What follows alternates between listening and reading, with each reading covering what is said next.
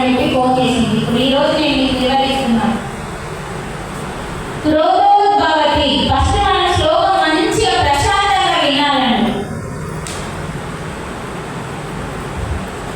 క్రోధోద్భవతి సమోహ సమోహ స్మృతి విభ్రమః. శ్లోకం ఎట్లా ఉంటుందంటే కఠినంగా ఉంటుంది, నోటికి రాదు. స్మృతి భ్రంశాత్ బుద్ధి నాశో. బుద్ధి నాశనం అవుతుంది. బుద్ధి నాశాత్ ప్రణశ్యతి. ఈ శ్లోకము హార్డ్గా ఉంది, సంస్కృతం కాబట్టి. మరి ఈ శ్లోకంలో మనకి ఏం చెప్తాడు? నీకు ఎప్పుడైతే కోపం వస్తుందో, చూడండి ఇది చాలా ఇంపార్టెంట్ శ్లోకం. అంటే ఆహారం గురించే కాకుండా మనం తినే ఆహారం ఏదైతే ఉందో, మనం తినే ఆహారం వల్ల ఉప్పు కారం ఎక్కువ తిన్నామనుకోండి, దానివల్ల ఏమవుతుందంటే కొంచెం కోపం పెరుగుతుంది. మరి కోపం వస్తే ఏమవుతుంది? తన కోపమే అన్నారా లేదా? ఎందుకు శత్రువు అయింది అంటే మనం మొన్న తెలుసుకున్నాం. మరి తన కోపం వచ్చినప్పుడు ఏమంటాడు? కోపం వల్ల ఏం కోల్పోతామంటే అవివేకం కోల్పోతాం. ఏం మాట్లాడతామో స్పృహ లేకుండా మాట్లాడుతూ ఉంటాం. అంటే నోటికి ఏది వస్తే ఎంత వస్తే అంత మాట్లాడతాం. కోపంలో ఏం పోతుందంటే మన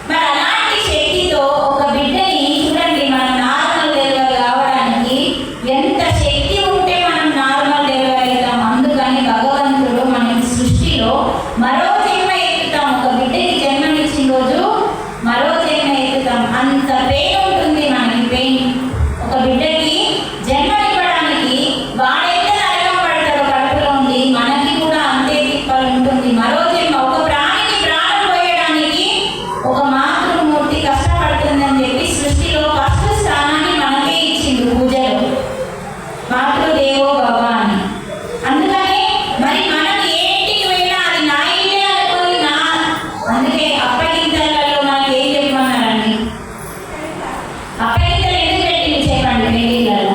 దాని అర్థం ఏంటి?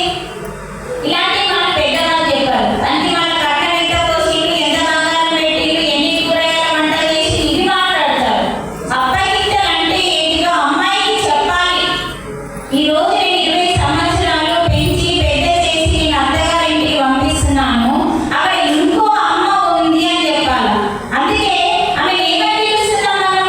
అత్త ప్లస్ అమ్మ, అత్తమ్మ. అవునా కదా?